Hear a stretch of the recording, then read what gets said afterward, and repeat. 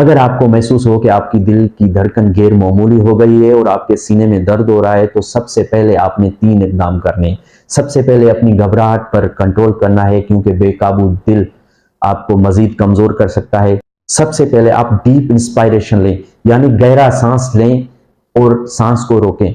ऐसा करने से आपके लंग्स में ऑक्सीजन भर जाती है, जिसकी वजह से ऑक्सीजन की फरहमी दिल तक पहुंचाने में मददगार होता है। उसके बाद आप फोर्सफुल कफ करें, हर 2 सेकंड के बाद जोरदार खांसी करें। इस तरह खांसी करें जिस तरह हम बलगम निकालने के लिए जोरदार खांसी करते हैं, या ऐसे खांसें जैसे आपने सीना साफ करना हो। ऐसा करने से इंट्राथोरेसिक प्रेशर बढ़ता है और कार्डियक कंप्रेशन इफेक्ट बरकरार रहता है और हमारा हार्ट रिदम टेम्पररी स्टेबलाइज हो सकता है।